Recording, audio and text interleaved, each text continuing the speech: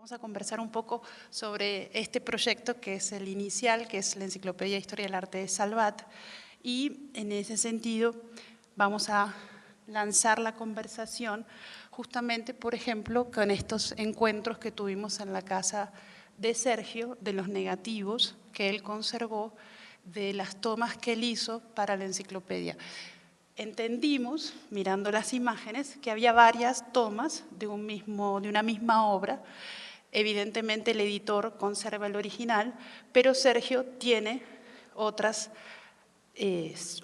piezas de la misma secuencia y nos pusimos en la tarea, en la casa de Sergio, con la enciclopedia de Sergio, a tratar de identificar cuáles eran estas imágenes.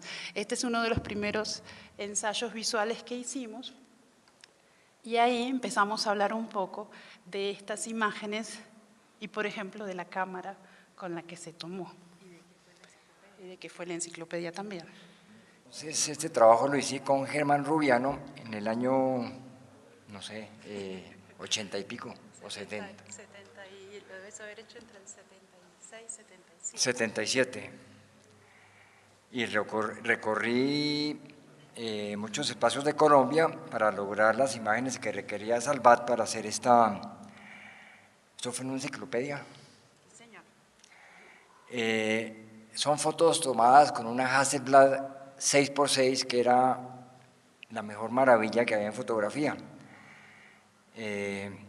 Entonces, gracias a esa cámara me quedaron bonitas las fotos. Una vez fotografié, fui al Museo Colonial a hacer una imagen y el señor, el director del museo, que era, no me acuerdo cómo se llamaba, bueno, me prestó, no, bueno, no. Entonces me prestó el cuadro, yo lo llevé a un corredor para fotografiarlo,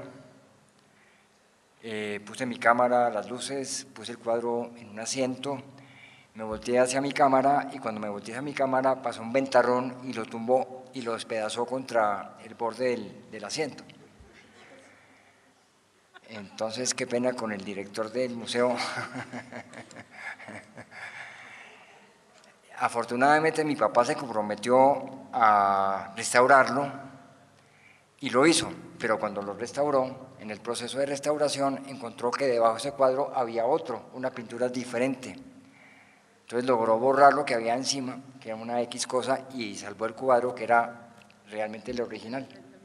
Entonces, gracias a ese ventarrón, se salvó ese cuadro. En estas imágenes lo que nos interesó mucho fueron estas marcas, justamente, ¿no? Primero la identificación que mantuvo Sergio en el archivo para las imágenes, pero también hay unas marcas de edición, ¿sí? Hay como una especie de diálogo mediado con el editor para indicarle específicamente cuál era la mirada o cómo fue la mirada en el momento de la toma fotográfica, ¿sí? Y hacer como una especie de recomendación. ¿Sentís que las recomendaciones de este tipo, porque pues estamos hablando de comunicaciones por fax, ¿sí? O porque Silvia Mayarino, que es una prima de Sergio, fue la persona encargada de coordinar editorialmente el proyecto Salvat y nos contaba las dificultades que había para transmitir la información a Barcelona en el momento en que había que armar paquetes, ¿sí? Con todos los negativos, los originales, los textos, y estos comentarios que aparecen en las fotografías son un poco la indicación de la mirada del fotógrafo. Viendo este material, pues a nosotras nos surgía esa inquietud de conocer un poco esa mirada del fotógrafo frente a las obras, esta necesidad. En un momento que nos dijiste, hay unas obras de muy mal gusto. Unas fotos de mal gusto, sí, unas fotos con unos fondos rojos y azules horribles. Yo pensé que no eran fotografías mías, pero sí, después el crédito es el mío. Pero en esa época, en la época del pop art y el op art, pues era bonito eso de las cosas como medio psicodélicas. Entonces los fondos de muchas piezas de cerámica son rojas o azules. o verdes. Hoy en día, pues obviamente no se utiliza esa clase de cosas, pero yo estaba en la moda del momento. Ahí volvemos a un asunto que también nos parece muy importante dentro de la investigación de la enciclopedia, y es justamente cómo se mostró, vamos a mirar dos cosas a través del trabajo de Sergio. Una fue cómo se mostró el arte, cómo se divulgó y popularizó el arte colombiano, cómo logró mostrarse, pero también cómo se mostró Colombia a través de otros productos. En este momento en particular, cuando vos decís yo estaba a la moda, claro, pero también hay una mirada que describe, que recorta, que selecciona, que hace una cantidad de ediciones de la obra en el momento de la toma, y que a mí me parece que eso también es interesante de rescatar en este punto, porque ese es el trabajo del fotógrafo. Pues aparte de tomar una fotografía con esa Hasselblad que siempre eran 6 por 6 centímetros, no podía uno, digamos, seleccionar en la toma qué quería exactamente de la imagen. Cuando ya estaba revelado y el cuadro era 6 por 6, ponía uno esas marcas de división para eliminar ciertas partes de la foto y rescatar otras. Y así se imprimieron, con ese recuadro que yo hacía posteriormente, que era como un crop. Sí. Hay una cosa que nos interesó mucho cuando estuvimos preparando la charla contigo, y es que las primeras instituciones, o sea, las instituciones, los museos que empezaron a trabajar con fotografía, tenían una relación con los fotógrafos, pero queríamos saber cómo era posible tener acceso a las piezas. O sea, qué tan fácil era que en el Museo del Oro prestaran las piezas, o en el museo colonial. La anécdota del Museo Colonial apunta hacia allá, o sea, cuál era el cuidado, porque los museos también se empiezan a organizar y empiezan a pensar en que una de sus funciones es administrar la imagen del objeto y administrar quién accede al objeto y quién tiene la fotografía del objeto. Y tú nos contabas en la charla que había muchos objetos que eran de académicos, por ejemplo, o que eran de antropólogos, ¿no? O sea, ¿quién eran los dueños de esos objetos, por ejemplo, del Museo del Oro? ¿Cómo hiciste para fotografiar esas piezas? Porque uno las ve y dice, ¿cómo tuvo acceso a ellas? No sé si te... Yo creo que en ese momento no había tantas restricciones como hay hoy. Era muy fácil acceder a las piezas y fotografiarlas. Inclusive muchas piezas de oro que yo tomé para la revista, para el libro, son objetos de oro de colecciones particulares. Una de ellas, la más linda, era de una hermana de Silvia Ballarino precisamente, que era una pieza muy chiquita, la fotografié en la casa de ella sin ningún problema. Ya en los museos, como te digo, llegaba uno, pedía las obras, se las prestaban, las cogía uno, las fotografiaba, se le volaban, se le rompían. Hoy en día no sucede eso, hoy en día hay un control absoluto sobre cada cosa que hay en cada sitio. En esa época se podían coleccionar piezas de oro, era legal, volvió prohibido, es patrimonio cultural de Colombia. Entonces, hoy en día no se pueden tener piezas de oro o precolombinos en el hogar, pero en esa época era común y corriente.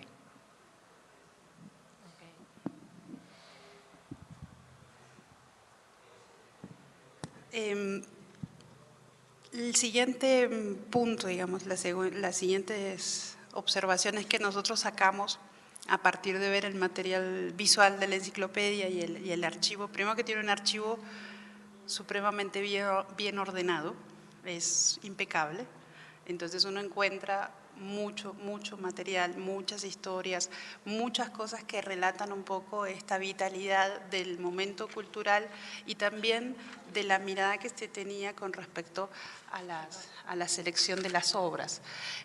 Sabemos por el relato que nos planteó Silvia Mallarino que no necesariamente se hacían reuniones conjuntas de todo para tomar decisiones sobre lo fotográfico.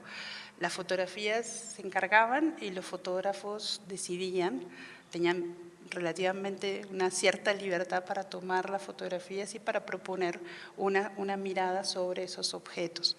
En ese sentido, A mí me pareció también muy interesante porque desde lo precolombino, pasando por lo colonial hasta lo moderno, está la mirada de Sergio Trujillo sobre esas piezas de arte que son muy interesantes. Entonces no hay una cosa que nos pasaba por ahí con otros fotógrafos de una cierta especialidad antropológica. Una forma de distinguir las imágenes. Un problema que tiene la enciclopedia es que no tiene los créditos fotográficos de nadie. Entonces es muy difícil identificar de quién son las fotografías. Pero después de mirar mucho las imágenes uno se da cuenta y empieza a identificar ciertas características, cierta mirada fotográfica en el caso de los antropólogos o del caso de la gente que va sobre el territorio a mirar las comunidades. En el caso de Sergio identificamos ciertas características, ¿sí? Que nos permitió también rememorar esos momentos, ¿cierto?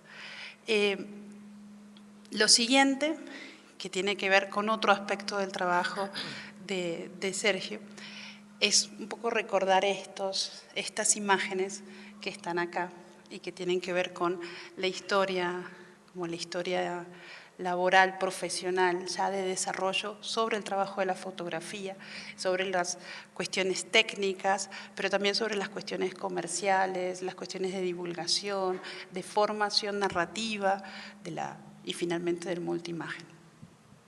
¿Nos podrías contar un poco la secuencia de estas imágenes, cómo se armaron? Es que aquí aparecen 3 logotipos que fueron diseñados por mí. Los 2 primeros son de Imagen Limitada, que era la primera compañía que hice para producir audiovisuales. El tercero no es mío, es de Gabriel Osa, es el logotipo de la oficina del que era productor de video o es productor de video. Y la cuarta es finalmente el logotipo que quedó en mi oficina de Sergio Trujillo y compañía, que es una boca, a la vez es un ojo y a la vez es una diapositiva de alineación, de esas que se usan para poner todos los proyectores en un mismo punto. Entonces ese todavía está vigente, o bueno, hasta que trabajé, ya no. Esa es la diapositiva de la alineación. Ya no sé si entramos ya en el terreno de los audiovisuales, porque bueno, con esta diapositiva está en cada uno de los proyectores y es para que todos coincidieran con ese punto de proyección, tenían que coincidir todas las diapositivas de alineación sobre la primera. De esa manera se podían hacer animaciones alineadas, o sea que casaba cualquier paso de fotografía, casaba exactamente en ese espacio y no se veían brincos, sino era fluido. Ese era el principio de alineación de los audiovisuales, de las fotografías. El multiimagen es una cosa muy compleja para la gente, pues para contarles a quienes no lo han visto, es una tecnología que siento muy cercana a la tecnología del processing, a la tecnología ahorita que se está utilizando, de las proyecciones ya automatizadas, pero lo clave del multiimagen es que trabajaba con varios proyectores de diapositiva que podían ser de 6 a 20 por lo menos, ¿no? El montaje o 24. Sincronizar los 24 proyectores para que pasaran todos a la vez imágenes en una sola pantalla y estuvieran sincronizados con el sonido y con la música y con los textos, no era una cosa sencilla. Algo que nos pareció clave en estos semanas de trabajo con Sergio y que nombraba María Soledad, es que el archivo que tiene Sergio, el archivo personal que tiene Sergio, realmente tiene un valor muy amplio para distintas disciplinas porque es casi la historia empresarial e institucional de Colombia. Porque hizo los multiimágenes para todo el mundo, desde Pilar Barta hasta Kellogg's, pasando por el Museo del Oro y pasando por los distintos museos, allí tenemos una lista de los clientes, y los hizo en cada momento con las narrativas que en cada momento exigía, digamos, la presencia internacional, ¿no?, del país, ya fuera en Japón, ya fuera en los Estados Unidos o las empresas de afuera que venían a instalarse en Colombia. Entonces vamos a entrar un poquito en detalle en la tecnología del multimagen, porque el deseo nuestro era poder hacer una proyección de multimagen hoy, pero hoy poderla montar, está casi al 90%, en serio, y la queremos hacer porque, Sergio, estas cosas no se cuentan, sino se ven, pero digamos que esta es como una avanzada de esa propuesta, porque tiene todos los equipos y demás. Entonces sí creo que para quienes están, es un poquito complejo de entender y quienes están menos familiarizados, pero la invitación sí sería a que habláramos en detalle del valor que tuvieron los multimagen, porque fue casi que la forma de comunicación comercial básica de la época, ¿no? Y además también institucional. Entonces, cuando vimos los primeros aparatos que tiene en su casa, le dijimos, empezando por los marcos de diapositiva, le dijimos, tú tenías la tecnología de punta realmente. De punta no solamente en Colombia, sino en Kodak, en Rochester, ¿no? Pues hoy en día se hace un video o una película con un celular y queda grabada en una memoria así de grande. Hoy en día queda la memoria de los que vieron los audiovisuales, porque los audiovisuales ya multimágenes se murieron, entonces queda la memoria en la gente, no en un chip.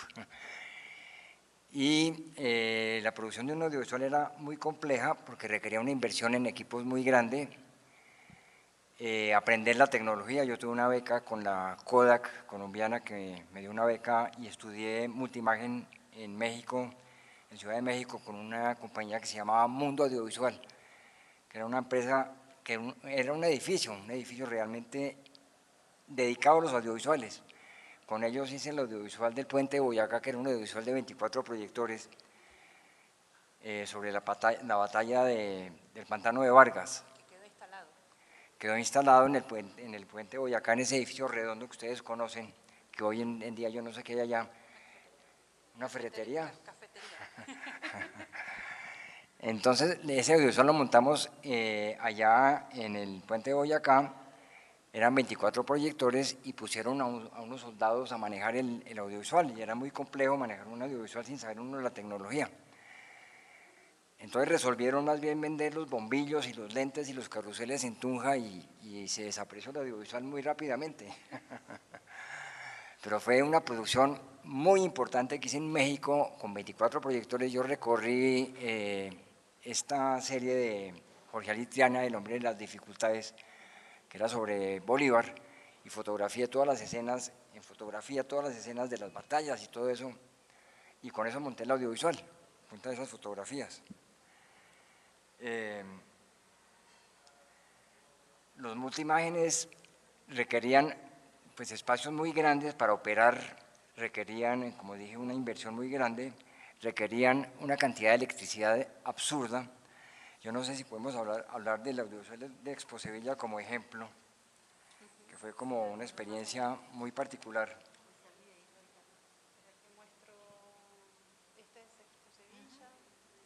Sí. Ese fue, el audiovisual de Expo Sevilla fue con motivo de los 400 años del descubrimiento de América, la presentación de Colombia, en la época en que estaba Pablo Escobar presente, estaba en los asesinatos de todo el mundo, las bombas en Bogotá, el Palacio de Justicia acaba de pasar, hace unos años había pasado. Entonces fue un reto muy grande para nosotros y el guión lo desarrolló Ángela Hojer, que era la guionista y que después fue mi señora, o desde antes creo. Así porque Lina es del 93, nació en el 93. Entonces fue un reto muy grande por cambiar la imagen de Colombia en el exterior, y había una fundación, una institución del gobierno que se llamaba Proimagen de Colombia en el exterior.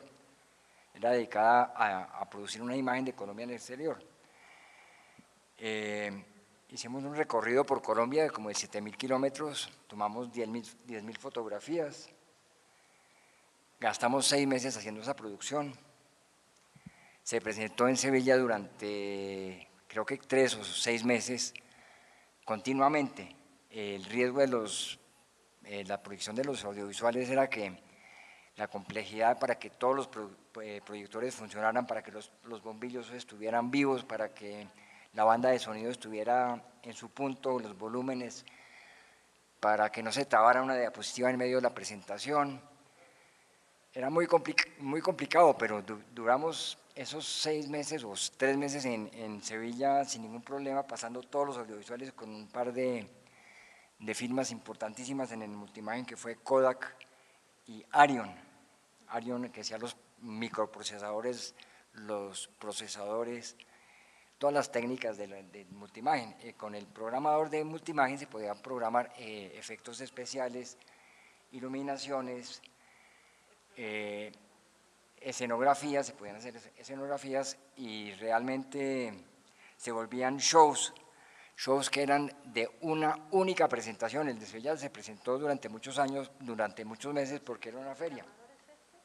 Ese es el programador, y los otros son decodificadores. Y todo en una banda de sonido que tenía un canal dedicado al código de tiempo o mate track. Con el código de tiempo, que era paralelo a las otras bandas de sonido, se programaba el audiovisual, se le daban las órdenes mediante el programador. Este es el plano de uno de los La montajes. presentación de IMSAT, sí, ese fue el montaje para la presentación de IMSAT. Qué camello, un camión entero llevando los equipos. El montaje era de un día entero, no podía uno llegar media hora antes, sino un día antes. Y después el desmontaje era otro día entero de desmontar todos los equipos. Se necesitaba un lugar oscuro, un recinto absolutamente oscuro para que todo funcionara, porque los proyectores tenían una... Interesante, ¿no? Cada persona una asignación, una tarea, ¿no? Ah, sí, eran especialistas en cada uno de los campos del audiovisual. Se requería gente calificada, gente experta, tanto en los guiones como en el montaje, como en la proyección, en la fotografía. Yo tenía 14 personas a mi cargo, tenía 2 fotógrafos que eran Nicolás Bright y Camilo Gómez. Con ellos trabajamos las fotografías de muchos audiovisuales. Ángela trabajaba con Gabriel Hernández, que es persona muy conocida tal vez en el mundo de la arquitectura, porque escribe para arquitectura. Pero entre Ángela y Gabriel armaban los guiones de los audiovisuales. Este guión de Expo Sevilla fue un guión muy profundo, muy preciso, muy difícil de hacer, que resumía qué era Colombia en 6 temas, pasando por el entorno, la geografía, las etnias, la cultura. Tú tal vez tienes una presentación de los 6 temas. De todas maneras acababa en una ahí está el grupo de trabajo, sí. ¿Quieres que mostremos miramos el grupo de trabajo y los presenta? Acababa el audiovisual en una esperanza y un futuro de Colombia, y solamente sonaba Colombia. El guión que hizo Ángela nunca se grabó una locución, sino sirvió de base para hacer la banda de sonido. Se hizo una banda de sonido que describía cada uno de los capítulos con una precisión absoluta, y sirvió como base para el montaje de todas las fotografías. Este es el grupo de trabajo: Gabriel Osa, Javier Obregón, Sergio Trujillo y no sé quién, no conozco. Era Fina Castro, la productora, y Margarita Ochoa. ¿Quieres que pasemos el clip? Sí, bueno, hay un pedazo de sonido que traigo acá para mostrarles cómo era la banda de sonido, que está un poquito deteriorado el sonido, pero ahí suena, durante el paso del video, creo. Vamos a hacerlo simultáneamente.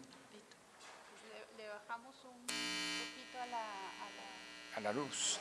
por favor. Y aquí. Ahí Ya, vamos. ya.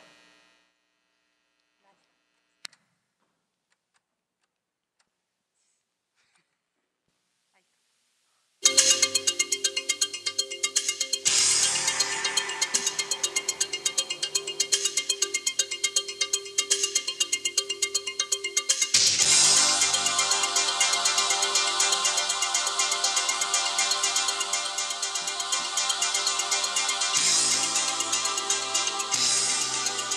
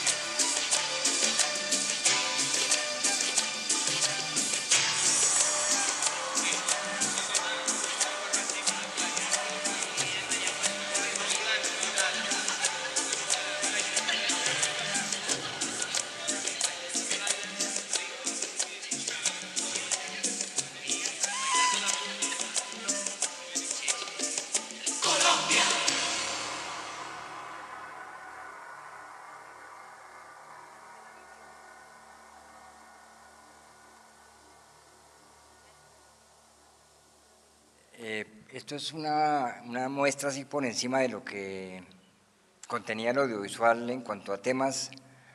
Hay una presentación como de la animación de las fotografías que podíamos hacer en la mesa de animación con la cámara de registro para hacer esos barridos, esos fundidos, esa simultaneidad de imágenes, de presentar algo general, de golpear algo particular, hacer barridos, en fin, aquí no se ve nada de eso, pero se trata, ¿no? María Soledad. La banda de sonido es maravillosa, es de Bernardo Osa y estaba sincronizada con muchos proyectores, ya les dije, 24 proyectores y 6 de video simultáneo. ¿Qué más les digo? ¿Qué más me puede preguntar? Devuélvete un poquito, por favor. Lo vamos a devolver un poquito. Sí, mira, esa que tenía, esta es una mínima parte de los archivos de los que estábamos hablando y que permite que los consulten personas de distintas profesiones para mirar qué es lo que hay allí. Tengo muchas digitalizadas porque ya con el paso del tiempo se han deteriorado un poquito, como ustedes vieron en el video. Entonces están muchas digitalizadas y retocadas, pero es que es demasiado material.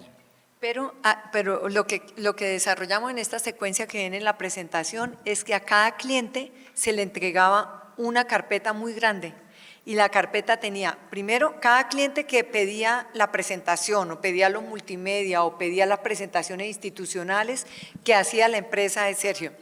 Entonces, lo que entregaban era, primero, como el enfoque teórico con el que se iba a presentar el producto de ese cliente en ese momento.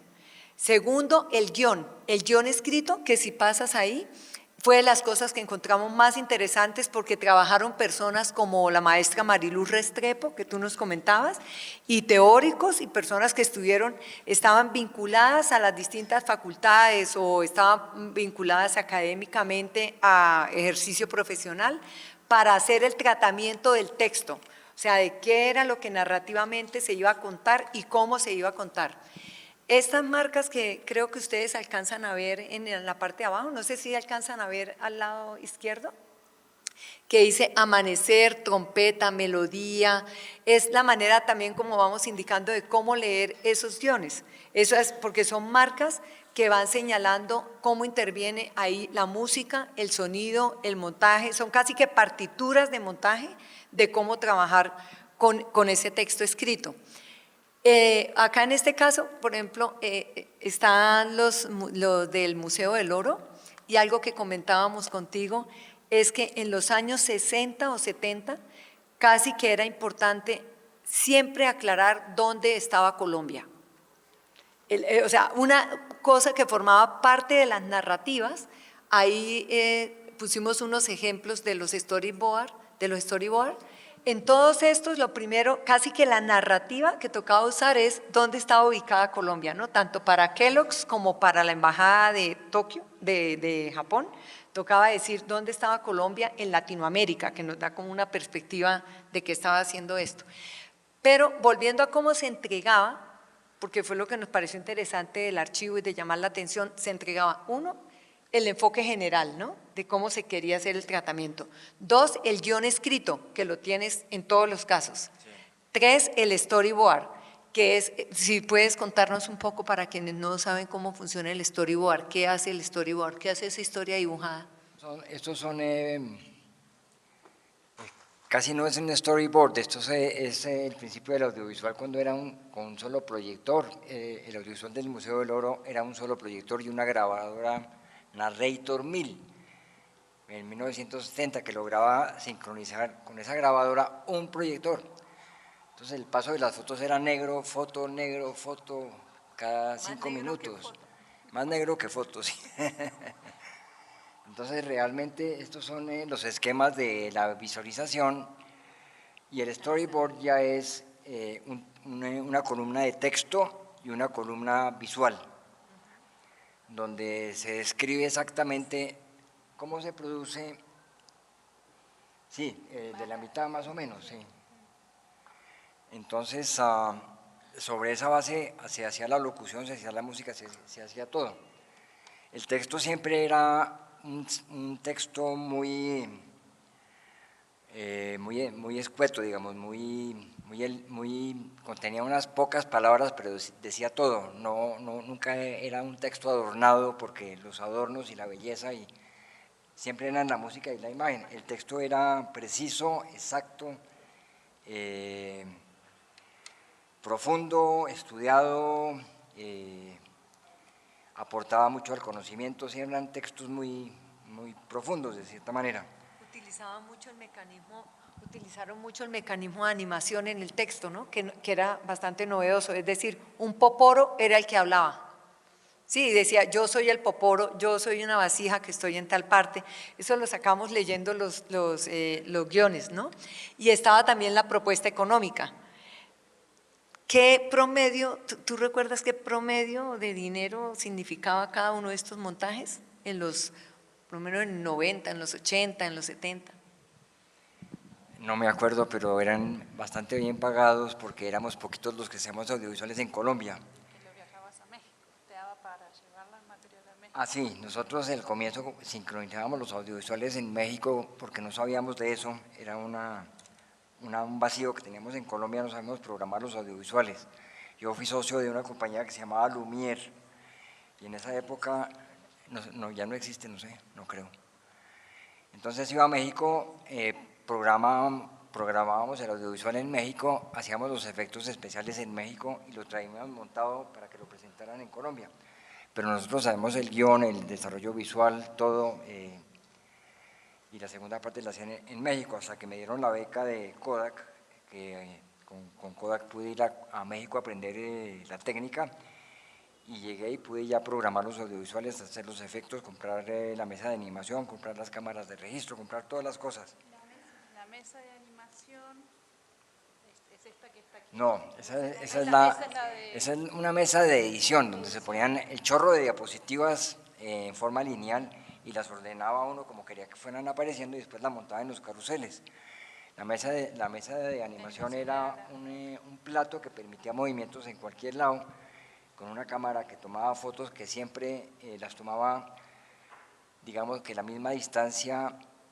A ver cómo les digo, los marcos de registro tienen unos pines de registro, que son unos dientes, y siempre los huecos estaban exactamente a la misma distancia del fotograma, entonces siempre quedaban alineadas, digamos. No sé si me explico, pero era la manera de hacer fotografía para multiimagen, con cámaras de registro y marcos de registro. La cámara es con la que te tomamos la fotografía ya. Sí, es una cámara de registro. Sí. Es una cámara de registro. Sí, compleja, eso sí eran carísimas. El texto sí era muy genérico hasta llegar a una síntesis. La imagen y el sonido eran como lo más importante, digamos, en la presentación.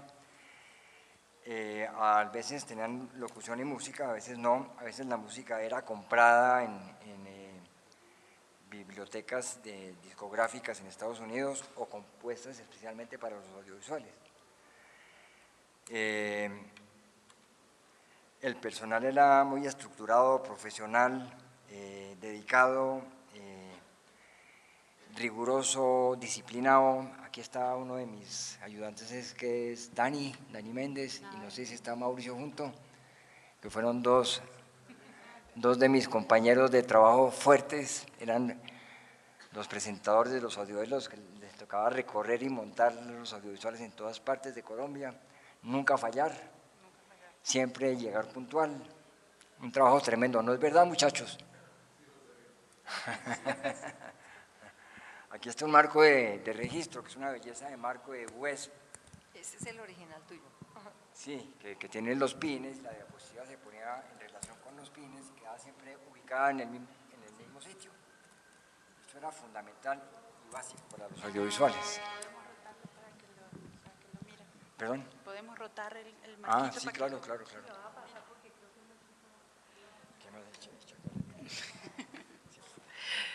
No, también me parece importante, digamos, recordar el trabajo, pues todo este trabajo previo, ¿no? Todo este trabajo de del contacto con la institución o con el cliente, entender qué era los requerimientos que quería mostrar, cómo quería mostrarlo, y todo eso volverlo imagen, ¿no? Volverlo una imagen que pudiese sintetizar eso.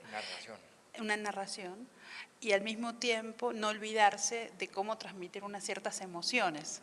Acá cuando veíamos el de Expo Sevilla, y vos nos contabas un poco el contexto, ¿no?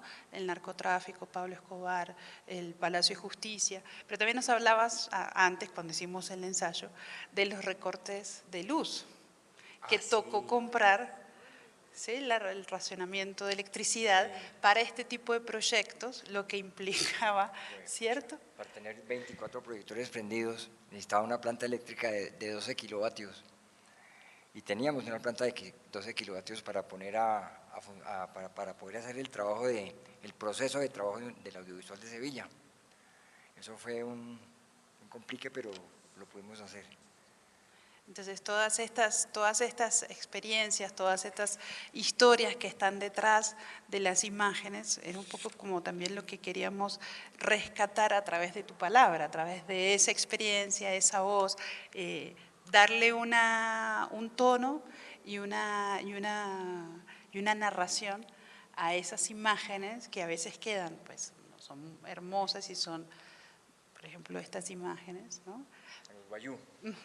Pero esas historias que están detrás y que recogen un poco esa experiencia de la fotografía, de la historia, de querer mostrar Colombia. Una de las cosas que también nos llamó la atención y que recién lo señalaba Zenaida, era esto de siempre volver y ubicar Colombia en un lugar, pero no solamente ubicarla geográficamente, sino también tener que mostrarla, ¿sí? Y en este sentido hay diferentes miradas sobre Colombia, ¿no? Digamos, que es lo que tratás de hacer en el Expo Sevilla. Hay un inicio que tiene que ver con la geografía, ¿cierto? La naturaleza, la geografía, la montaña, los ríos. Entonces hay una especie de inicio aéreo que va aterrizando sobre la tierra y va reconociendo la flora y la fauna, ¿sí? Las etnias. Creo que ya les conté todo. Pues les agradezco a Mauricio y a Dani que hayan venido, que fueron realmente mi mano derecha en la producción de los audiovisuales y en las presentaciones. Sé que les produce mucha nostalgia todo esto y que realmente el mundo audiovisual era rico desde el punto de vista humano, desde el punto de vista emocional, digamos, las técnicas, los procesos, las dificultades. Yo no sé cuántos recorridos hicieron ellos para presentar audiovisuales en Colombia, pero muchos, inclusive había un audiovisual que hacíamos para Suramericana, donde llevábamos los equipos de revelado de diapositivas a los hoteles y revelábamos las fotos que tomaba ya durante la convención, hacía todas las fotos, Mauricio las revelaba y después montábamos un audiovisual sobre la convención en el sitio. Eso era una cosa como nunca vista. Llevábamos una banda de sonido lista, con una locución y una música, y allá hacíamos las fotografías. Entonces siempre era una sorpresa para la gente ver esto. Siempre la gente tenía unas expectativas muy grandes respecto al audiovisual. Siempre era un show, siempre era una cosa emocional muy grande, siempre era un aporte importante. Hicimos un audiovisual muy grande para el lanzamiento de Maloca, que tenía toda clase de efectos especiales. El audiovisual de la CAF, que fue en Caracas. Fueron recuerdos para mí muy emocionales, muy importantes, que son difíciles de transmitir. ¿Qué más les digo? Sí, esta es una fotografía que tomó mi papá cuando yo tenía 2 años, y esta es una fotografía de mi papá con tacón alto cuando era niño. No se alcanza a ver, y la de allá es una fotografía de una exposición que hice en algún momento. El de tacón alto, ese es mi papá. Tengo 2 preguntas. Las 2 preguntas se refieren a la historia Salvat. Y la primera es, a usted le mandaban el capítulo y le decían, acá está el capítulo, tome las fotos que se puedan, o le decían yo necesito el poporo y yo necesito esta, o sea, como que había una lista de las imágenes seleccionadas por el autor del capítulo. Esa es la primera pregunta. La segunda pregunta era, ¿las imágenes no eran positivadas por usted? Porque usted dice que señalaba exactamente cómo iba el recuadro en la página, ¿cierto? En el proceso de edición. ¿Usted mandaba el negativo y ellos lo positivaron? ¿Usted mandaba, o sea, no lo desarrollaba usted el negativo?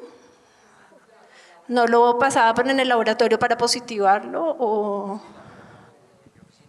A ver, yo voy a hacer… Digamos, cuando hicimos Salvat, cuando yo hice Salvat, eran por encargo las fotos, que tenía que tomar tales y tales fotos, eran por encargo. Yo tenía los permisos, iba y hacía las fotografías con mi Hasselblad en Ektachrome, en diapositivas, en Ektachrome, en película Ektachrome, que eran positivo,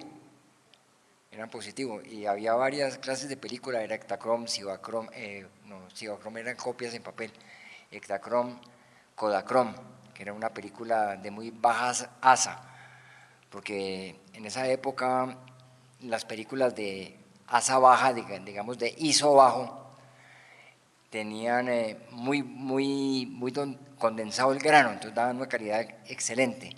Entre más ISO o ASA, como se decía en esa época, tenía más grano, entonces era más notoria que era una fotografía con grano, porque el alto ASA las llenaba de grano.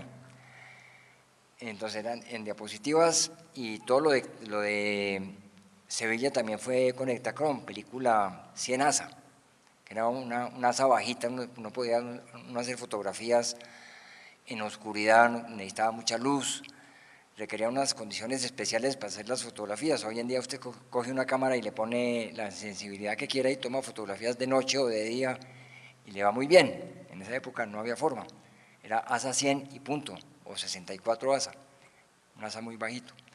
¿Y cuál es la segunda pregunta? Ya quedó. Sí. A mí siempre me llama la atención la relación entre el texto y la imagen, como historia de arte, porque uno siempre se pregunta, bueno, ¿cómo hace el historiador del arte para seleccionar las imágenes que quiere? Pues evidentemente no van todas, y la manera de traerle al lector la obra es a partir de la imagen.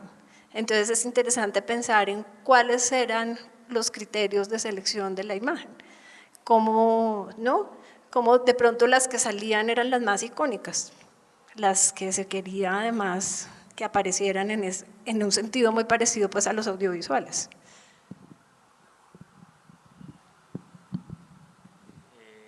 La selección de imagen tenía mucho que ver con la exposición, porque como uno no podía ver lo que había tomado, sino tenía que revelar, de cada foto que yo hacía, tomaba 3, 4, 5, 6, a ver cuál quedaba bien expuesta y no me quedaba movida. En esa época uno no sabía muy bien qué hacer no podía controlarlo. Entonces la selección estaba en qué tan bien expuesta o mal expuesta la fotografía. Y el color a veces también variaba. Entonces, por ejemplo, en Sevilla hicimos 10.000 fotografías y quedaron en el audiovisual 600 fotos por ahí. Había muchas llamábamos de descarte, que eran para botar, y otras que guardábamos en el archivo y otras que quedaban en el audiovisual. Pero finalmente el audiovisual era con fotos duplicadas en la cámara de registro, no eran las originales. Había que hacer un doble proceso.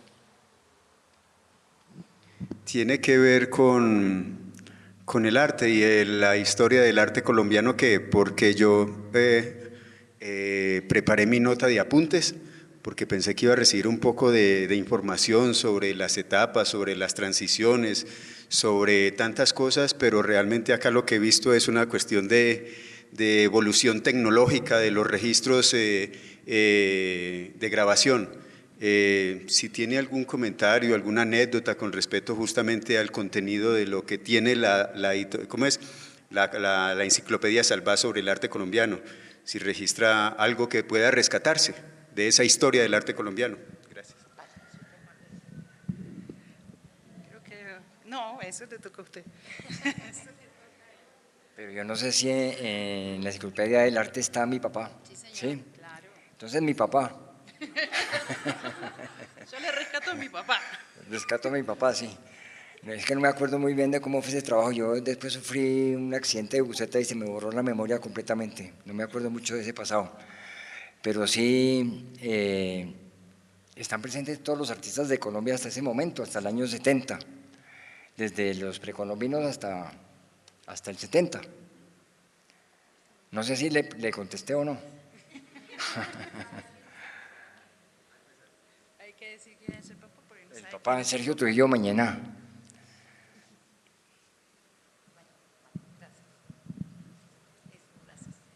Yo quería preguntarte cómo fue la transición entre la arquitectura que estabas estudiando en la universidad y la fotografía, cómo fue el origen de la fotografía y cómo la fotografía te captó totalmente en la vida. Otra vez sale mi papá, porque él era un gran fotógrafo, él hizo muchos trabajos de fotografía con Carolina Cárdenas, la artista, y era una fotografía por primera vez, digamos, él fue pionero en hacer fotografías con escenografías, con escenarios, donde la iluminación, los fondos, el vestuario eran importantes, era una fotografía de escena. Y yo creo que fue el promotor de eso con Carolina Cárdenas. Y siempre me gustó mucho la fotografía, siguiendo un poco a mi papá, como esa foto que me hizo cuando era chiquito, de mi deseo de ser pintor, que nunca pude serlo. Fui fotógrafo en cambio, pero digamos la inspiración en fotografía fue realmente por él, que me regaló una cámara Canon con un lente de luminosidad 0.9, que era lo más luminoso que había en el mercado, con un lente grandote, increíble, con una luminosidad. El 0.9 nadie lo ha oído nombrar, yo creo que uno oye una cámara 1.4, 1.8, pero el 0.9 nunca. Y estudié arquitectura aquí en la Universidad Nacional durante 2 años, pero tomábamos matemáticas con los ingenieros, con ingeniería, simultáneamente. Las clases me las daba un amigo de papá que era Otto de Greif, y con Otto de Greif que daba las clases explicando todo en el tablero, yo pensé que era como una historia del arte abstracto, una vaina así, yo no entendía nada. Saqué 0 aclamado todos los semestres de matemáticas durante 2 años, entonces no seguí en arquitectura por esa razón. ¿Algo más? Sí, acá hay varios. Gracias a quienes están preguntando porque ayudan como a disparar también. Yo quería preguntar, era un poquito, bueno, yo estoy en el grupo de investigación y evidentemente como que he recorrido muchas veces la enciclopedia Salvat y efectivamente para nosotros ha sido como extremadamente difícil saber un poco la historia de los fotógrafos, ¿no? Y diferenciar, digamos, cada una de las fotografías. Hay una cosa que decía María Soledad cuando presentó que tenía que ver un poco como con ese ojo del fotógrafo y evidentemente, digamos que en la fotografía de registro de obras es como si el autor no existiera, ¿no? O sea, es algo un poquito como negado en la medida en la que lo más importante es casi como tomar ese objeto, ¿no? O tomar, digamos, ese registro y digamos que esa huella de la autoría no estaría, ¿sí? ¿Cómo cree usted entonces que estaba presente esa autoría suya en, digamos, en ese ojo fotográfico que nos permitiría a nosotros como lectores todavía de esa enciclopedia ver qué es el ojo de Sergio Trujillo y no el de Urbina o otros fotógrafos?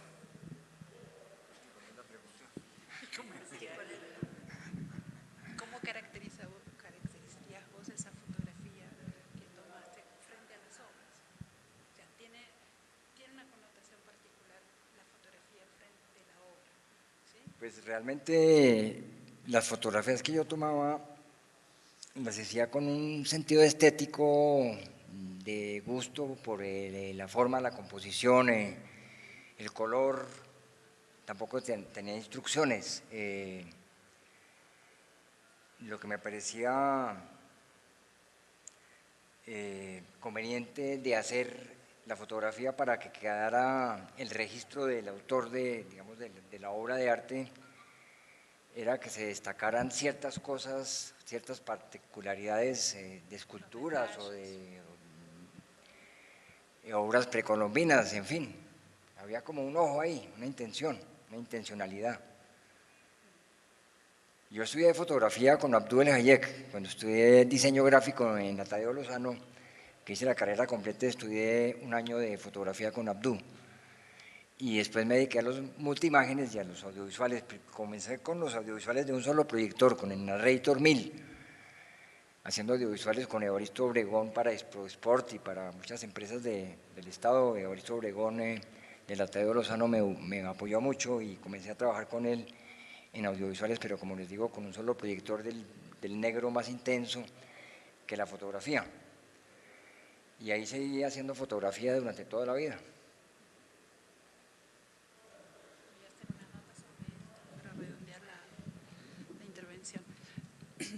Por ejemplo, este es un encuentro curioso que se da en la enciclopedia en 2 tomos diferentes. Es la misma fotografía, ¿cierto? Es el mismo objeto que se está fotografiando, pero se publica en 2 tomos diferentes, es la misma edición, o sea, no son ediciones diferentes, la misma edición, en 2 tomos diferentes, la fotografía es de Sergio Trujillo, y el recorte que se realiza sobre la pieza es diferente. Yo sí creo que hay unas características, una de las cosas que yo hablaba con Sergio es que yo distingo una mirada estética en la fotografía de él. ¿Puedo contar la anécdota? Sí. Sergio estaba muy angustiado porque me decía, yo no me acuerdo qué fotos tomé. Entonces le dijimos, bueno, hagamos el ejercicio de abrir la enciclopedia, yo tengo la intuición de que sé cuáles fotografías puedes haber tomado vos. Entonces yo abrí la enciclopedia y le mostré la fotografía que es el afiche de la charla de hoy. Y le dije, yo creo que esta fotografía la tomaste vos, que es el Museo de Arte acá de la universidad. Y él me dijo, sí, esa foto la tomé yo, ahí estaba Germán Rubiano, porque con Germán Rubiano hicimos esto, y empezó a contarme un montón de cosas de esa fotografía. Para mí hay una mirada muy particular que lo distingue, a cada uno de los fotógrafos que participaron de la enciclopedia. Hay un lugar un poco nebuloso que es las agencias fotográficas, que tienen es más difícil distinguir esa mirada, ¿no? Porque son como instituciones o como corporaciones un poco más anónimas, pero yo creo que así como Fernando Urbina nos ayudó a identificar unas fotografías que él tomó y que se publicaron de manera invertida o que están mal los pies de fotos, él también nos contó muchas anécdotas sobre la fotografía. Lentamente nosotros fuimos abusando el ojo para entender que hay una mirada particular de cada fotógrafo y que si bien hay una circulación de las imágenes, que es lo que nos está sucediendo en este tomo, las imágenes se reutilizan, las imágenes no tienen esta connotación de la unicidad, de tomo esta sola imagen, esta sola obra, sino que vuelvo y la publico, vuelvo y sale en otro producto, en otro tomo, en la misma colección, ¿sí? Es como una especie de vitalidad de las imágenes que trascienden por mucho la sola mirada del fotógrafo. Eso me parece que es también importante y es justamente un desafío para nosotros que estamos mirando este material sin tener ninguna referencia de quiénes son estos fotógrafos que se han vuelto completamente anónimos frente a la importancia que tiene la firma de los historiadores que firmaron y que hicieron la Salvat, ¿no? O sea, hay como un lugar un poco marginal de los fotógrafos, pero también es algo que hablábamos con Zenaida, ¿no? Una hipótesis de Zenaida que era muy interesante es los fotógrafos, los arquitectos fotógrafos, ¿sí? Sí, pero yo quiero saber, ¿alguien más quiere hacer alguna pregunta? Por favor, para que lo aprovechemos, que no se voló, Sergio. Okay.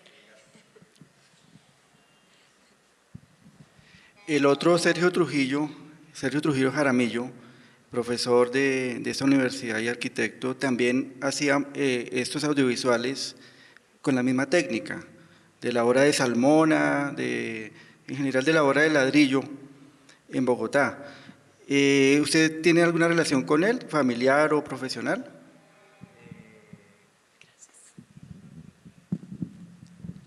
La relación más cercana que tengo con él es el nombre.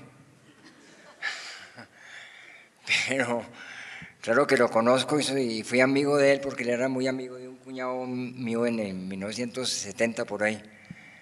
Tenemos el mismo nombre, tenemos algún parecido y tenemos algún parentesco también. No sé qué tanto, pero no lo veo hace 45 años. He sabido mucho de él, pues auditivamente, pero no sabía que hacía audiovisuales también. No sabía. Sí. Por favor, qué pena. Gracias. No, y quería básicamente, estoy muy conmovido porque en la época en que yo soy arquitecto, estudiaba aquí arquitectura y estudiaba historia del arte con Francisco Gil Tobar, que es el autor de este artículo, y él nos explicaba, digamos, la importancia de la simbiosis entre lo precolombino, los indígenas cuando construían, y la simbiosis digamos, de la historia del arte en general. Cuando hacían este tipo de proyectos, se veían las piñas, ¿no? Las piñas que se camuflaban con Los Ángeles, ¿no? Y entonces, para mí es muy emocionante porque recuerdo esas clases y recuerdo también cuando la vi por primera vez en la historia del arte Salvat, me pareció muy chévere y ahora me siento más conmovido conociéndote a ti, conociéndote a la imagen, ¿no? Muy amable. Muchas gracias. ¿Alguien más? ¿Cuántas veces? No, mentira. No, mentiras, dale. Yo tenía... A raíz de esa confusión, quería preguntarte cómo era la relación con Francisco Gil Tobar, por ejemplo. ¿Hablaban mucho o no hablaban? ¿O cómo era esa relación de la historia del arte? Pues a pesar de que él hizo los textos de esta enciclopedia, de algunos capítulos, no tenía yo mucha relación con él porque todo lo hacía a través de Germán Rubiano. Pero él era contemporáneo de mi papá, entonces eran amigos enemigos porque pintaban y digamos ellos tenían mucha competencia en la revista del Banco de la República, ¿cómo se llama? No, una revista muy importante que hicieron, bueno. ¿Ah? No. Bueno, mi memoria no me ayuda mucho, ¿no? Entonces ellos eran competencia de cierta manera en la ilustración de esa revista y a veces la sacaba, a veces contrataban a Gil Tobar y a veces a mi papá. Finalmente la revista la cogió mi papá y Gil Tobar no se puso bravo, pero dejó de tener ese trabajo.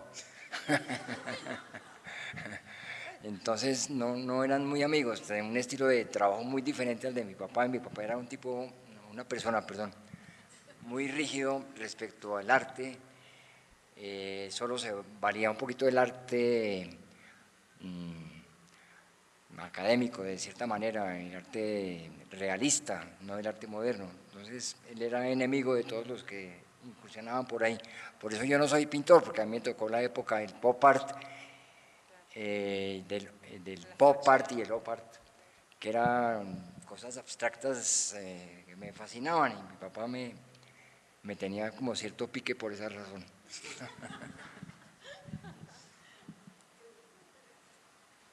La última y no pregunto más. Yo tengo una pregunta de, digamos, cuando una persona toma una foto y la foto sale impresa, siempre está como la preocupación por el resultado, ¿no? ¿Cómo era ese encuentro con la imagen? O sea, ¿después de cuánto tiempo de que arranca el proyecto, o sea, de que usted envía la foto, le llega la enciclopedia y usted la abre y se encuentra con su foto? ¿Cómo era ese encuentro? Como, uy, esto si quedó, no quedó, que ¿hay alguna foto que usted diga como esto sí definitivamente lo dañaron?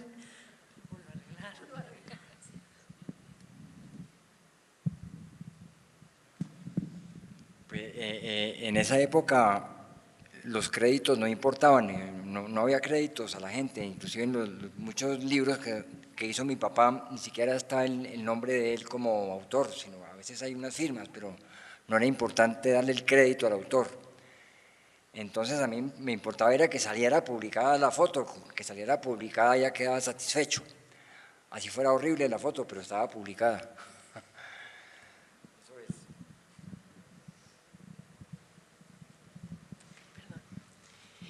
Y siguiendo un poco con esa historia personal, pues esta atracción por el movimiento, porque está la foto fija, pero esta, digamos, esta transición hacia el movimiento con estas proyecciones gigantes que pues hoy en día un artista visual pues estaría más o menos fascinado con todo esto, pues seguramente lo está. Cuéntenos un poco como esa necesidad suya de ir más allá, además sincronizar con sonido, o sea, toda la contemporaneidad que le estaba dando ese momento, y pues usted quería hacer cine, o sea, que nos cuente un poco, digamos, ese uso de la imagen y cómo la dinamiza. Es que el multimagen se basaba en la fotografía estática, la fotografía de, digamos, el momento decisivo, como decía Cartier-Bresson, que es un resumen de toda una escena que si fuera video tendría que recorrer toda una escena para ver para decir qué estaban haciendo. Aquí es un fragmento de segundo en una imagen estática que dice mucho más que una imagen en movimiento y toma mucho menos tiempo, entonces se hace mucho más ágil y preciso, porque uno tiene seleccionado el momento que quieres. Y dentro de esas fotos, o digamos con esas fotos también estaban los contornos, yo había fotos generales sobre ciudades y con unas retículas especiales estaban detalles de lo que pasaba en la ciudad, que podía ser la gente trabajando, el detalle de la mano haciendo una cosa. En fin, la imagen estática tenía una magia que no tiene la imagen en movimiento. Es abstracta, es única, es condensada, es un resumen de una escena. Y esto con una sincronización muy rápida y al ritmo de la música siempre se volvía una cosa muy emocional, muy emotiva. Creo que ahí estuvo contestada la pregunta, ¿o no? Más o menos. ¿Te lo paso? ¿Tienen alguna otra pregunta o comentario? Profesor, vino solo para hacer un comentario. Dale. Pues no sé si solo un comentario, pero no voy a hacer preguntas. Digamos que estar observando esto me ha parecido en cierto sentido encantador, porque es como repetir no sé cuántos años de la propia vida y de algunos amigos conocidos, y, en fin, pero yo miro la cosa con otros ojos. Yo lo miro más desde la historia del diseño, particularmente el diseño gráfico, y podríamos detenernos un poco en el editorial. Para no alargar las cosas, digamos, me parece fascinante el paso, por ejemplo, de las intervenciones de su papá en diversas publicaciones desde mucho tiempo atrás, un extraordinario ilustrador, fuera de serie, un dibujante como pocos ha tenido este país, un manejo, una síntesis de la figura humana, del movimiento, de la expresión, de la capacidad de síntesis, imagen síntesis que se compenetra con un texto para formar una obra completa que es de varias manos, ¿no? Del que la escribió, del que la ilustró, del que hizo el trabajo editorial, el diagramador, etcétera, etcétera. Es algo muy complejo. Me parece sobremanera importante, para quienes no lo hayan considerado así, que los momentos que usted ha destacado, especialmente en torno a los años 80, 90, desde los 70, claro, pero 80 y 90, Son unos años importantes en cuanto a que es la transición de la imagen, del sentido y el peso de la imagen en la sociedad colombiana, desde un momento primero en que la profundidad, el abordaje literario, el escrito, que usted decía profundo, era muy importante. Es el momento de transición a lo que viene más reciente, a lo que es de ahora, donde la pura visualidad, la pura imagen se impone sin que tenga tanta trascendencia la profundidad literaria o lo del escrito. Es decir, el dominio,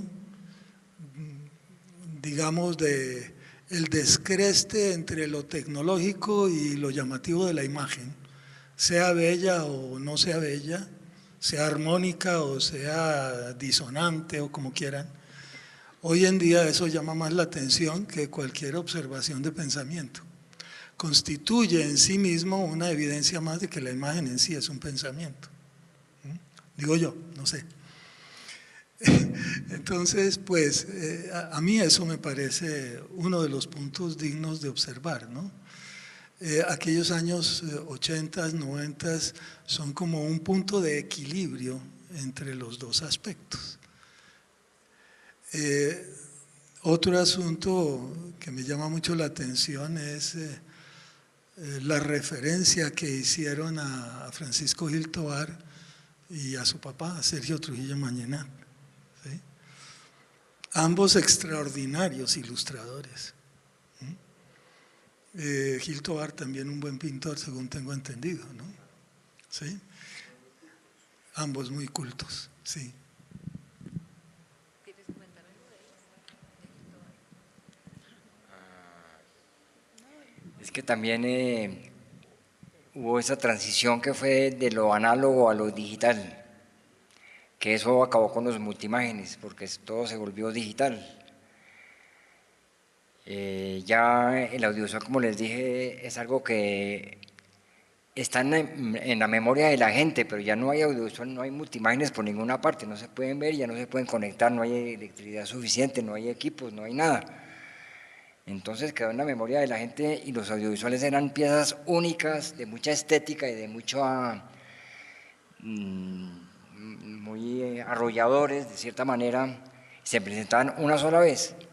Todo el trabajo de montaje, desmontaje de la producción era enorme y había una sola presentación, se acababa, hasta ahí llegaba el audiovisual. Como les dije, solamente el de Esposella se presentó muchas veces allá en Sevilla.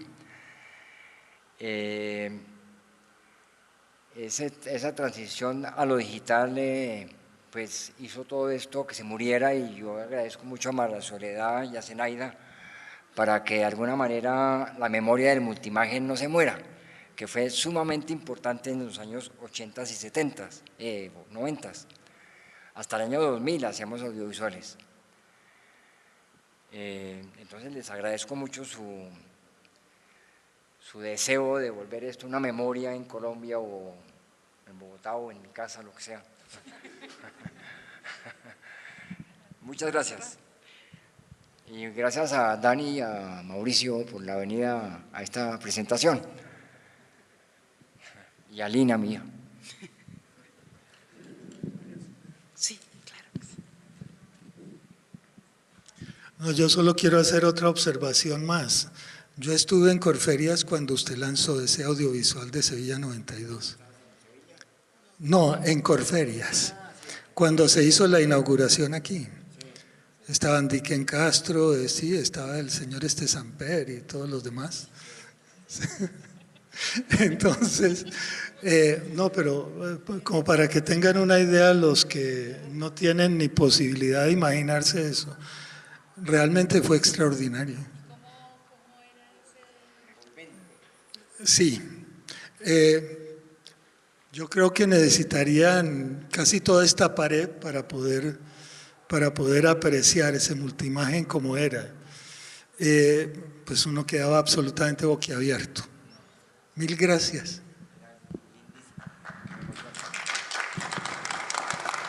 Muchas gracias a todos, muy amables. Gracias por venir, muchas gracias. Un día de estos montaré un multiimagen aquí en este recinto. Sí, lo voy a hacer, estoy tratando de revivir, mandando reparar todo, con las diapositivas un poquito obsoletas o dañadas por el paso del tiempo, pero se podrá, seguro. Una sencilla anécdota de la voluntad y la disponibilidad que tuvo Sergio para con nosotras. En la segunda o la tercera cita que tuvimos, llegamos y en la terraza de la casa estaba minado, ahí hay unas fotos, estaba todo plagado de carretes de Kodak, de los carruseles de Kodak. Los había sacado, no, pues esto hay que ponerlo acá para que se ventile, porque yo tengo que ver las diapositivas y voy a mirar tal cosa y tal. Ustedes me pusieron a trabajar. Saqué un audiovisual de un charco de agua que había en un sótano, lleno de agua, repleto de agua. Las fotos las puse a secar, quién sabe cómo quedarían. Sí, pero fue muy bonito porque ustedes me dieron la oportunidad de rescatar eso y salvarlo y no de dejarlo en el olvido. Muchas gracias. Muchas gracias a todos por haber venido y por las preguntas. Bueno, muchas gracias.